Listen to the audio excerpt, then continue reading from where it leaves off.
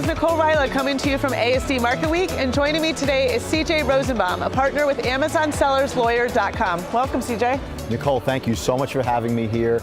I'm really excited to talk about what private label sellers need to know about building their assets and how they need to protect themselves. So C.J., you're an attorney, and you have a wide variety of experience when it comes to supporting online sellers, specifically in the retail space. What can you tell us about what they need to know when it comes to selling safely online? What sellers need to know to sell safely online is just to make sure they're not violating anybody else's rights, and also need to make sure no one is violating their rights. As they develop their private label brands, they have to take what they're building and really protect it and police it, and do it in a way that doesn't draw negative complaints or bad reviews. And it's kind of a part legal and part non-legal things that we do, and we help sellers all over the world address these issues, particularly these issues. Private label is an exciting opportunity, but a lot of retailers don't really know how to apply that to their business. Can you explain that? All right, there has never before been such tremendous opportunity for regular people to develop their private label brands. They can develop the brands, they can get their logos, they can register their logos with the government, they can source their products, they can explode through social media.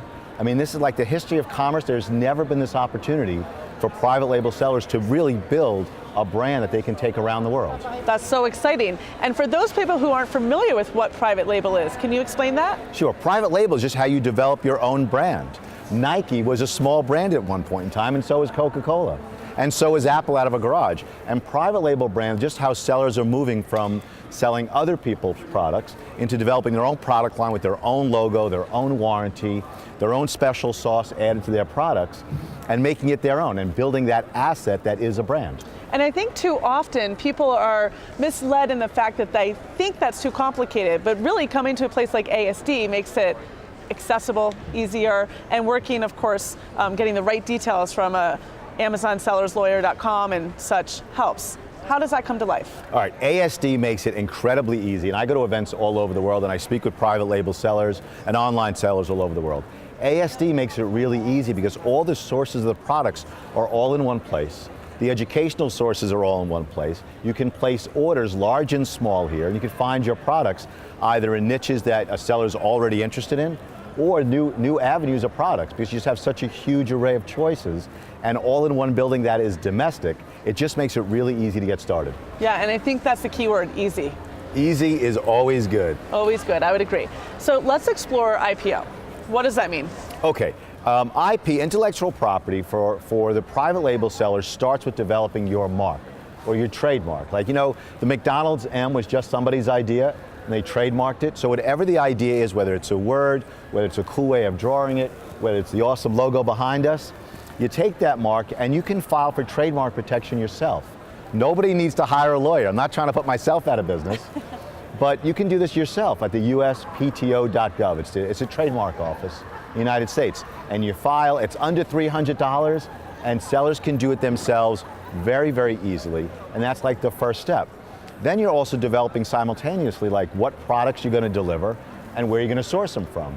Both of those things can be done here at ASD really easily because the sources are here and the ideas are here. And as you start developing, as it starts melding together, then you start thinking about how you're going to market your products, what platforms you're going to sell on, your own website, Amazon, eBay, Etsy, eCradle, wherever you're going to go. But I think it starts with identifying your product and sort of developing your brand. And these are things that anybody can do. I'm all about empowerment. Anybody can start making their own private label brand, and this is a really easy place to start doing it. So I think that's exciting. It's very exciting. And if I'm going to come to ASD for the first time and try to build my private label business, what do you suggest being that first step in terms of what's next? All right, first I would sort of take the map of ASD, because there's so many products, and sort of identify either something you use in your own life, something you love, something you find interesting, because you're going to know it better than other people. And divide the show into sections, starting with what you know most, and then going down the line to see things that just might be interesting to you. And sort of organize yourself in advance before you start walking up and down the aisles. I also saw there was like Match a Factory services here. The Match Me Desks. The Match Me Desk. I thought that was genius. I agree. People are kind of shy about placing that first order, identifying a product. But that Match Me Desk I thought was really cool. They kind of hold your hand in a place that already makes it easy. So that's where I would start. Start with products that you already know, that you may use in your own life or that you want to use, and then work your way down and use the services here. I thought that was genius. Fantastic. So if you were to offer one final tip for online sellers, what would that be? All right, here's my tip. Keep your eye on the long term, okay? Your product line, your customer service, your logo, there are always going to be bumps in the road. This is business. It's not going to be smooth sailing every single day. But if you keep your eye on the long term, those little things that seem like a big deal are really just small waves that you kind of navigate through. And we're all entrepreneurs. And when you keep your eye on the long term, that's what makes everything something you can accomplish. You break into obstacles, you conquer that obstacle, you move on to the next thing. People are going to make mistakes. They're never the end of the world. So that's my one piece of advice. Keep your eye on the long term and kind of enjoy the journey. There are going to be stressful moments, but on the long term, you're developing independence. You're building an asset. And I think it's also something that's, if this is you, if you're an entrepreneur, it's also fun. It is, so, I would agree. Long term, that's my main thing. Keep your eye on the long term. So it's a marathon, not a sprint. It is certainly a marathon and not a sprint. CJ, thank you so much. That was great insight. Make sure you follow along for future episodes direct from the floors of ASD Market Week.